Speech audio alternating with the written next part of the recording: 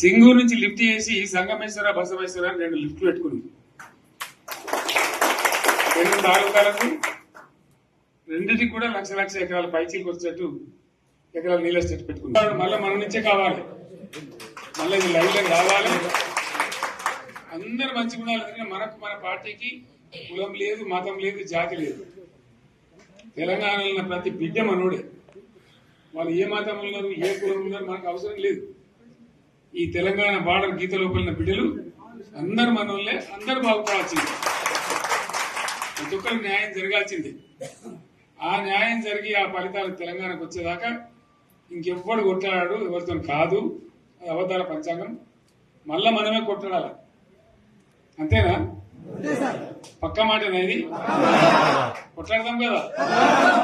ప్రాణం పోయినా సరే తెలంగాణకు రక్షకులు మనమే. తెగించి కొట్లాడాల్సిందే. తెలంగాణ హక్కులను కొట్లాడాల్సిందే. మనమే కొట్లాడి తీరాల్సిందే. అలా 2వ మాట లేదు. కాబట్టి దయచేసి అవసరమైన సందర్భంలో మీ జిల్లా నాయకులు పిలిపిస్తారు, రాష్ట్రం నుంచి నేను కూడా పిలిపిస్తాను.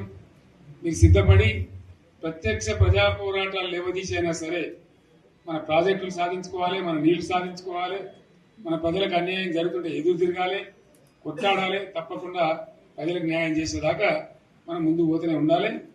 తెలంగాణ కోసమే బయలుదేరిన జెండా గులాబీ జెండా. తెలంగాణను సాధించింది గులాబీ జెండా. తెలంగాణను మంచిగా చేసి లైన్లో పెట్టింది గులాబీ జెండా. భారతదేశంలో నంబర్ 1 అనేక విషయాల్లో చేసి సాధించి చూపెట్టింది గులాబీ జెండా. కాబట్టి దయచేసి నేను మీ అందరిని కోరేది, మీకు మంచి ఎమ్మెల్యే ఉన్నాడు మాణిక్రావు గారు. ఆయన నాయకత్వంలో మంచిగా పనిచేసి మంచిగా ముందుకు పోయి చాలా చక్కగా మంచి ఫలితాలు భవిష్యత్తులో సాధించాలి. పరమేశ్వర్ పాటిల్ గారికి, వారు వెంట వచ్చిన మిత్రులకు నేను ప్రత్యేకంగా ధన్యవాదాలు చెప్తా ఉన్నాను. ఇటువంటి కార్యకర్తలు, ఇటువంటి నాయకులే పార్టీకి పట్టుబొమ్మలు, తెలంగాణ జాతి రత్నాలు. తెలంగాణకు ప్రమాదం వచ్చిందన్నప్పుడల్లా ఇటువంటి బిడ్డలు ఎక్కడో లేచి నిలబడి వాళ్ళ మాతరంగాన్ని ఆ సోయి చూపెడతా ఉన్నారు. మీరు నడిచిన 140 కిలోమీటర్ల పాదయాత్ర వృధా పోదు. ప్రజలందరూ కూడా మనం చూసాం. దాంట్లో తోపట్టు కూడా మీతో ఎంతో మంది మాట్లాడింది, అడిగింది మిమ్మల్ని ఎందుకు పాదయాత్ర ఇస్తున్నాను. మీరు కూడా అందరికి చెప్పిండ్రు, అంతే కదా. మీకు కూడా అర్థమైంది ప్రజలు ఎంత వ్యతిరేకం ఉన్నదనేది. సో ఆ రకంగా మీ పాదయాత్ర వృధా పోదు, మీ కష్టం వృధా పోదు. తప్పకుండా రాబోయే రోజుల్లో విజయం మనదే. అయితే మన విజయం మన కోసం కాదు, అది తెలంగాణ విజయం కావాలి, తెలంగాణ ప్రజల విజయం కావాలి, తెలంగాణ రైతుల విజయం కావాలి అని మనవి చేస్తూ మరొకసారి పరమేశ్వర్ను వారి బృందాన్ని అభినందిస్తూ వస్తారంటే మనకు లైన్. సరే, నేను గంభీరంగా మౌనంగా చూస్తున్నా. నేను కొడితే వడ్డీ కొట్టు నాకు అలవాటు లేదు కదా. చూద్దాము.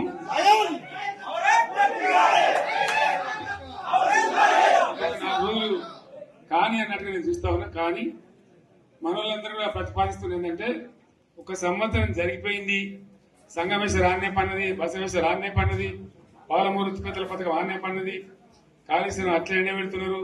ఇవన్నీ అన్యాయాలని. కాబట్టి ఫిబ్రవరి నెలాఖరులో ఒక పెద్ద బహిరంగ సభ పెట్టాలి, మీరు కథ చూడాలి అని జరుగుతూ ఉంది.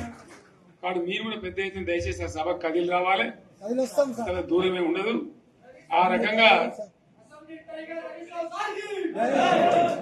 తెలంగాణ శక్తి ఏందో మరొకసారి చూపించి వీళ్ళ మెడలు వంచి ఇప్పుడు సాధించాలి. భవిష్యత్తు కోసం కూడా కొట్టాడక మనం సిద్ధంగా ఉండాలని తెలియజేసుకుంటూ, పరమేశ్వర్ గారికి అంతటి లోకమంతరం ఇది. ₹1 కోట్ల భూమి ఇప్పుడు 50 లక్షల కట్టలేదు.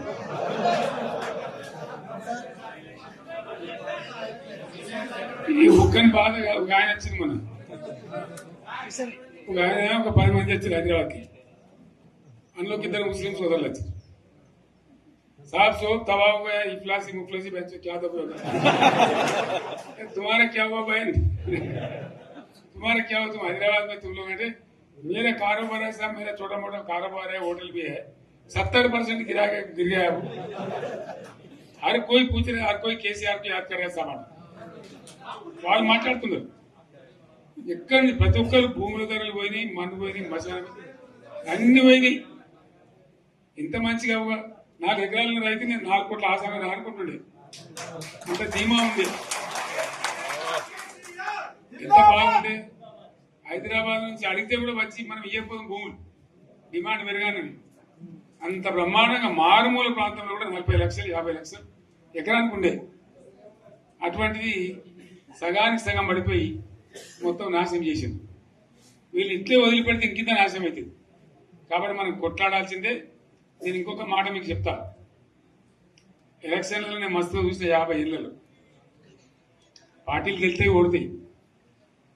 ఇంత మాయలు ఏడాది లోపలనే కాంగ్రెస్ పార్టీ దొరికితే కొడతాం రానంత గొప్ప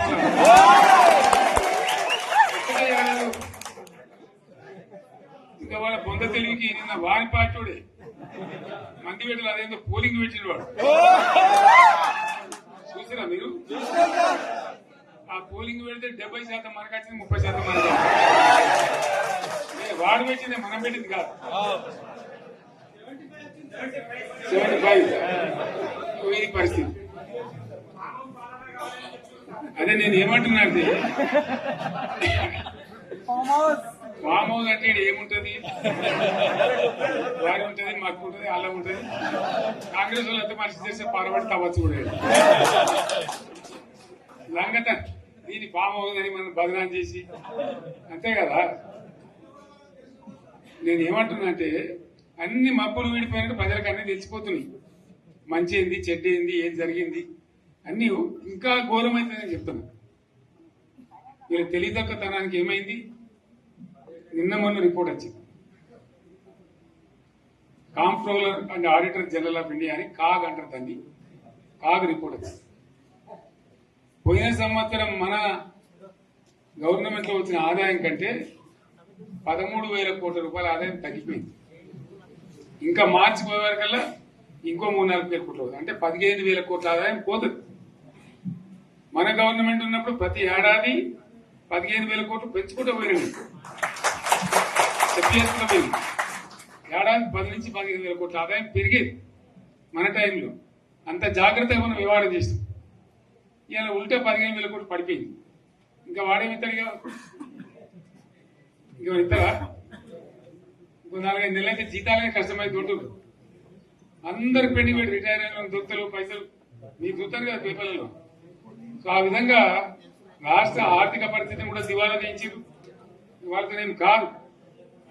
100కు 100% ఇప్పటికే ప్రజల నిర్ణయానికి వచ్చిండ్రు. డెఫినెట్ గా రాబోయే గవర్నమెంట్ మనదే అని అనుమానం కూడా అవసరం లేదు. ప్రాజెక్టు సెలవు కింద నీళ్ళు తీసుకుంటే బంద్ చేసినాం, నీటి తీరువ రద్దు చేసినాం. అట్లా ఎన్నో సదుపాయాలు చేసుకున్నాం. రైతులకు బాగా జరుగుతుండే. అప్పుడప్పుడు ఏమవుతుంది, కొన్ని దుష్ట దినాలు వస్తాయి, చెడు గడియలు వస్తాయి. మన వాళ్ళు కూడా అలవోకగా ఓట్లేసారు. మీరు గొప్పలో మీరు మాణిగ్రహం గెలిపించారు. కొన్ని నియోజకవర్గాలలో అత్యాశకు పోయి నేను చెప్పిన కూడా అప్పుడు మంది మాటలు పట్టుకొని మారమానం పోతే మళ్ళీ వరకు ఇల్లు కాలిపోతారు. వీళ్ళని నమ్మితే అమాంతం మింగుతారు, మోసపోతాం. రైతు బంధుకు రామరామ అంటారు, దళిత బంధుకు జైబీం అంటారు. వీళ్ళు ముంచుతారా నాయన అని చెప్పిన ఆయన వాడు తులం బంగారం ఇంత నీకు బంగారం వడ్డానం పెడతాను కానీ ఆయన నమ్మి ఏమో మీ సంగతి ఎంతో చూద్దామని ఆయన వేశారు.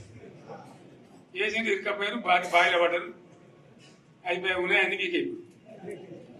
మళ్ళీ మొదటికి వచ్చానా కైలాసం ఆడలో పెద్ద పంపించినట్టు అయింది మళ్ళీ.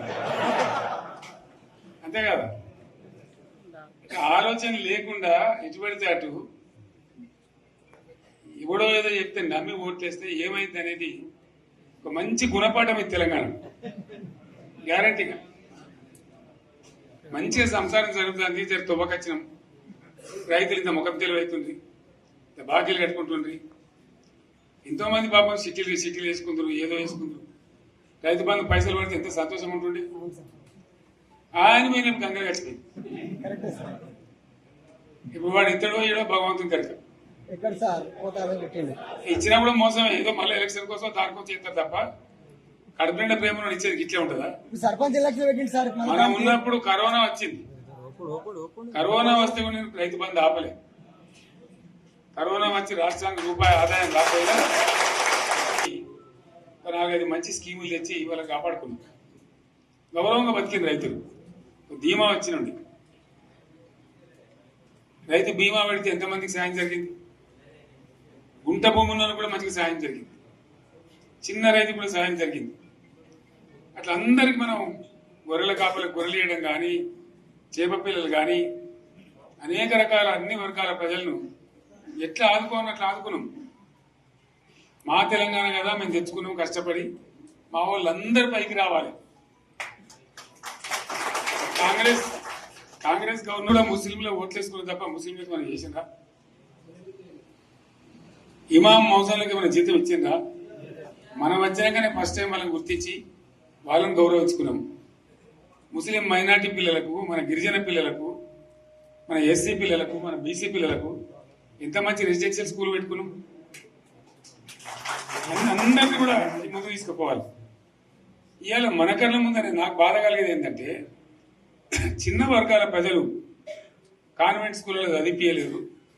వాళ్ళ పిల్లలు కూడా బాగా చదవాలని చెప్పి ఎస్సీలకు, బీసీ, మన మైనార్టీ సోదరులకు గురుకుల పాఠశాలలు పెట్టారు. అద్భుతమైన చదువుకునే వాళ్ళు. ఇవాళ మొత్తం రోజు బడి పిల్లలు విషాహారము, కడుపు నొచ్చుడు, బాధపడు, పురుగులు అన్నం పెట్టుడు. పిల్లలు వెళ్ళిపోతున్నారు. ఆ స్కూళ్ళ నుంచి ఇళ్ళకి వెళ్ళిపోతున్నారు. తల్లిదండ్రులు కూడా భయపడి తీసుకుపోతున్నారు. ఏం ఘోరం ఇది నాకు అర్థం కాదు. మళ్ళీ ఈ చేసిన కూడా ఇప్పుడు మళ్ళీ అదే కాంగ్రెస్ పార్టీ. అంతేనా? మళ్ళా పాత కాంగ్రెస్ మోపోయింది. మళ్ళా కరెంట్ కోతలు మోపోయినాయి. వెనకాలం ఇంకేం గతి అవుతుందో మార్చి చెప్పి ఏమవుతుందో. ఇంకా కరెంటు కోతలు మోపోయినాయి. మంచినీళ్ళు సరికొత్తలు. అడిగే నాతులు లేడు. ఎవడన్నా గట్టిగా నిలదీసినట్టు వారికి పోలీసు నిలబట్టేయడం. ఇదేనా రాజ్యం? ఇట్లా ఉండదా రాజ్యం?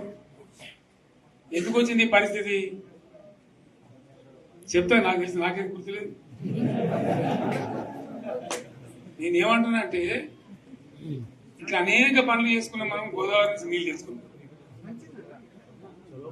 నీళ్ళు తెచ్చుకొని మంచినీళ్ళ తర్వాత సాగునీళ్ళు ఎంబడబడ్డారు. మెదక్లో యువతల ప్రాంతం అంతా కొంత అందిన నీళ్ళు పాత మెదక్ జిల్లాలో నీటికి మిగిలిపోయినాయి. మన 2 తాలూకాలు నారాయణఖేడ్, జైరాబాద్. వాళ్ళకి నీళ్ళు కావాలి. ఎట్లా రావాలి గోదావరి నీళ్లు? సింగూరు ఓ టైంలో నిండుతుంది, ఓ టైంలో నిండదు. మరి నిండినప్పుడు ఎట్లా గోదావరి నీళ్ళు దిక్కు? కేసీఆర్ జీ, మీరు బయటికి వస్తే ఎట్లుంటుందో చూద్దాం. వెయిటింగ్ ఇక్కడ. ఎందుకంటే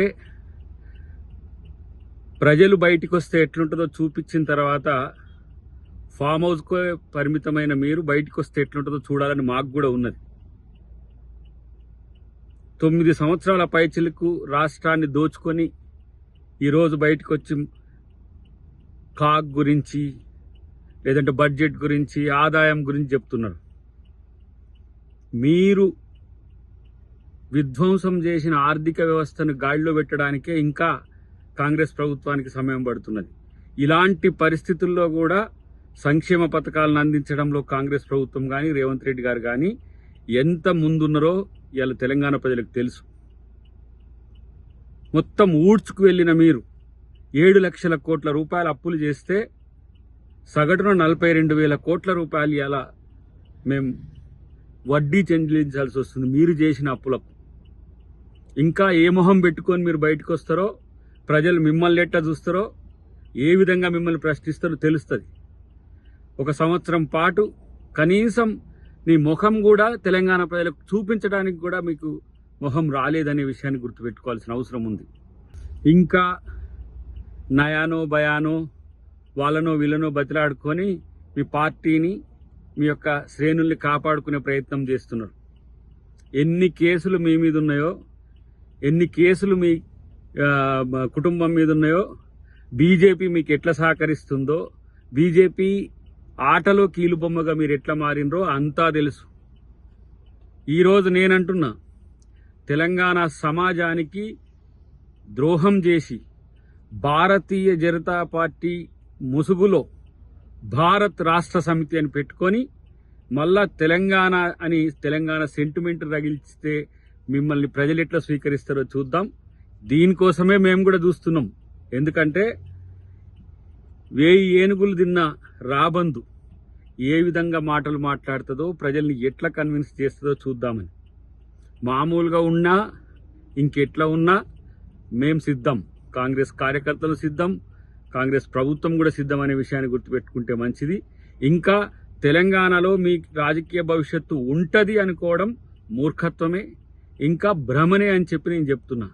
ఎందుకంటే ఇంకా తెలంగాణ ప్రజలు మిమ్మల్ని భరించడానికి సిద్ధంగా లేరనే విషయం మీరు బయటకు వచ్చినాక తెలుస్తుంది. తస్మాత్ చూసుకోండి.